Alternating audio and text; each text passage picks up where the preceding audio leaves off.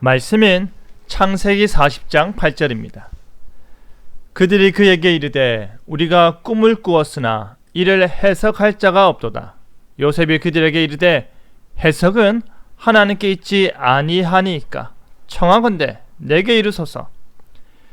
야곱의 사랑하는 아들 요셉은 형들에게 의해 애굽의 종으로 팔려갔습니다. 그리고 보디발 장군의 집에서 억울하게 감옥살이를 하게 되었습니다. 그가 갇힌 감옥에 애굽 왕의 술 맡은 자와 떡 굽는 자도 범죄하여 함께 갇히게 되었는데요. 감옥에 갇힌 요셉은 어떻게 행동하였는지 오직 하나님만이 라는 제목으로 말씀이 주는 교훈을 함께 나누겠습니다. 옥에 갇힌 애굽 왕의 술 맡은 자와 떡 굽는 자, 이 두 사람이 하룻밤에 꿈을 꾸었습니다.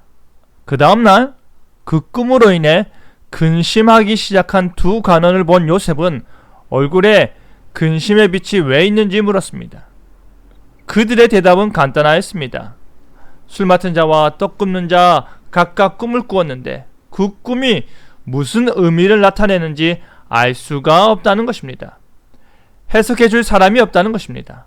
왜냐하면 그들이 지금 갇힌 죄인의 신분으로 자유롭게 꿈을 해석할 수 있는 사람들을 찾아가지 못하기 때문입니다. 오늘날 하나님께서는 더 이상의 꿈과 환상을 통한 계시를 우리에게 주시지 않습니다. 우리의 생각이 꿈을 통해 나타날 수는 있지만 그것이 좋은 뜻으로 혹은 나쁜 의미로 느껴질 수도 있고 실제 일이 그렇게 되는 듯 생각될 수도 있지만 더 이상의 구원 계시로서 꿈과 환상은 주어지지 않습니다. 하지만 당시에는 그리스도를 통한 계시가 완전히 성취되기 전에는 하나님께서 계시의 일환으로 꿈과 환상을 보여주기도 하셨습니다. 그 꿈을 통해 하나님의 구원 역사가 어떻게 진행될 것인지 알려주셨고 그 꿈을 통해 하나님께서 자신의 일을 이루셨습니다. 요셉은 그것을 아는 것입니다. 그렇기 때문에 그가 하는 말이 해석은 하나님께 있지 아니하니까입니다.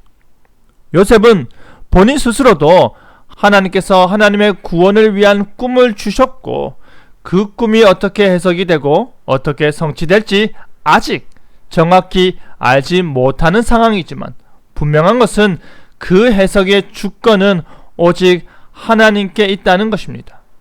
오직 하나님만이 그 꿈을 통해 일하시고 그 꿈을 통해 자신의 뜻을 나타내시고 그 모든 것의 참된 의미를 밝히 드러내시기 때문입니다. 그러면서 요셉은 그들의 꿈을 듣기 원했습니다. 고위 간직자라고 할 수 있는 술 맡은 간원과 떡 굽는 간원이 종 출신 제수에게 자신들의 꿈을 말하는 것 자체가 그 어느 것에도 신뢰를 둘 수 없는 부분이었음에도 불구하고 비천하면 비천한 종, 이방인 종의 입술에서 나오는 이와 같은 확신은 그들로 꿈을 거리낌 없이 말하게 하였습니다. 술 맡은 관원의 꿈은 사흘 안에 다시 복직된다는 것이고 떡 굽는 관원의 꿈은 사흘 안에 사형을 당한다는 것이었습니다. 그리고 요셉은 술 맡은 관원에게 그가 회복되면 요셉을 기억해 달라고 부탁하였습니다. 자신이 회복만 된다면 뭐든 안 들어줄 이유가 없는 것입니다. 하지만 술 맡은 관원은 자신이 회복되어 원래의 자리로 돌아가게 되자 요셉을 잊어버렸습니다. 그 은혜를 잊어버린 것입니다. 그 은혜를 기억조차도 못하는 것입니다.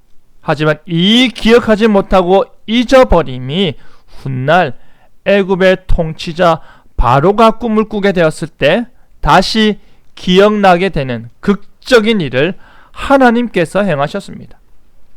사랑하는 성도 여러분, 술 맡은 관원의 꿈은 자신을 회복시키는 꿈이었고 떡 굽는 관원의 꿈은 자신을 심판하는 꿈이었습니다.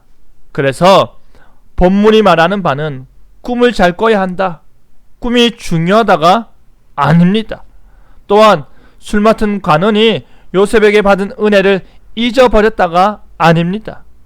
본문이 말하는 바는 꿈을 대하는 요셉의 자세입니다. 해석은 오직 하나님께 있다. 꿈을 주신 분도 하나님이시니 해석하시는 분도 하나님이시다입니다. 오직 하나님께서 그의 구원 역사를 위해 그리신 조각 퍼즐을 맞춰 가시는 것입니다. 그렇기 때문에 하나님께 내어 맡겨야 하는 것입니다. 오직 하나님으로부터 왔으니 하나님께 맡기는 것입니다. 그리하여 오직 하나님만이 내 삶을 해석하시고 설명하시는 분으로 인정하며 살아가는 저와 여러분 되기를 간절히 바랍니다. 아멘.